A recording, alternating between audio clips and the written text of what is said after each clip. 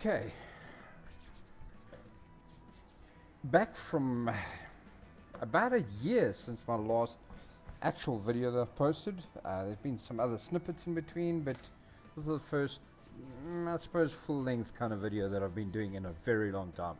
So today I'm going to take you for a map walkthrough for Haut-Beyleron. I hope I'm pronouncing that right. Probably butchering it, but you know, point is I tried. To any of the French-speaking out there, my apologies.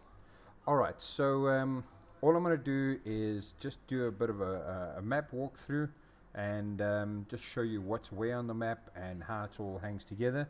This is first touch for me. I have not even opened this map, barring the 2 seconds it's taken me just to set up a little bit of extra funding and pre-save this. So excuse me if I get anything wrong. Things like forestry, how is that handled on the map as well? Is there enough trees? So what I'm going to do is just jump out and have a look at an overview of the map.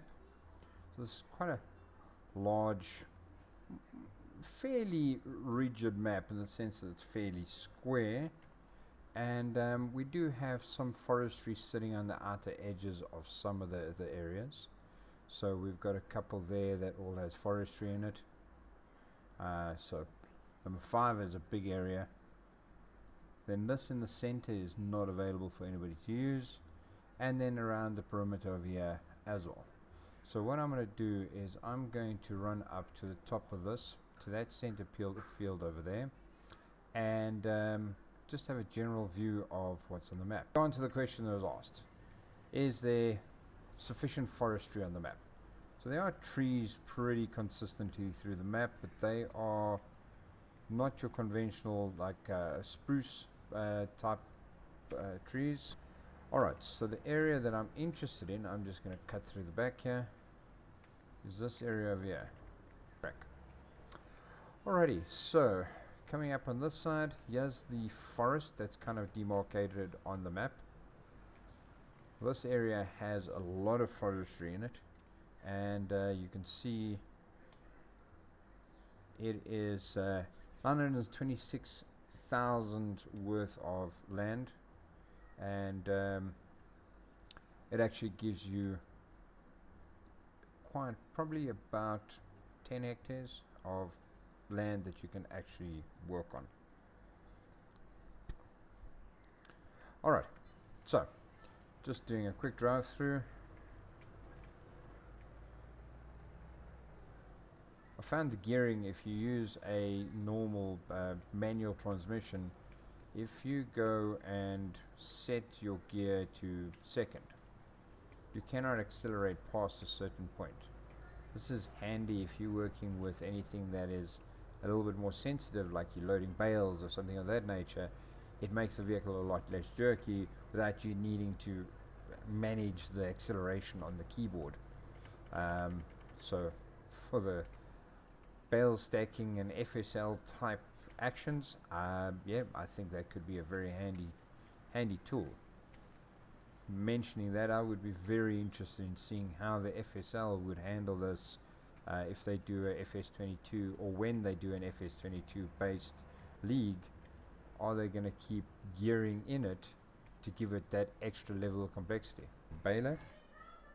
Just going to have a look at the menu quickly. Alright, so the menus are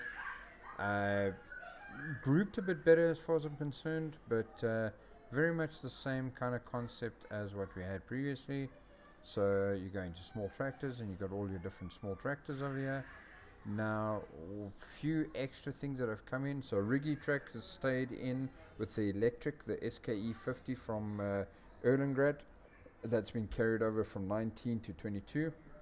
Now, there's a methane powered tractor, the TK480, and a lot of new brands like Landini's come in. Zetor was never part of the base game. Iseki, Japanese brand if I'm not mistaken. Bura from Erlengrad, so that's also stayed in. All the known, so the ones you knew before: Valtra, Fendt, New Holland, John Deere, Steyr. But the biggest biggest plus for me is it's not all new. So the Bura, pronunciation butchered, is an old tractor. The Fendt 500 is an old tractor. It was always an old tractor, but it kind of hid away between the existing ones. And then you get a few gems in between, like the Steyr 8150. And on the medium tractors, you've got the Massey 3670, which is an old tractor. You've got the John Deere 7810 and the John Deere 4755, the Valtra Valmet 8750. These are all old tractors, and they carry old tractor pricing. This is a 190 horsepower tractor compared to a 190 horsepower McCormick for $62,000 difference in price. So you can get a better tractor with older functionality, some technologies that's not there, but you can play a vintage style game if you wanted to. And this carries through most of the tractors. There are some older, like the Versatile is an older tractor.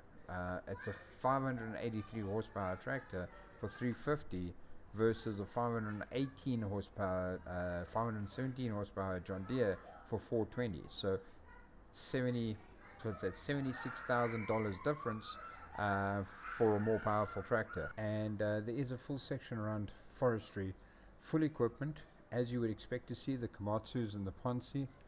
But there's a whole lot of new things. Rotner that came through the DLCs from the end of FS19. And then there's a couple of other items, like there is a log loading MAN. So it's not under trucks, but it is there.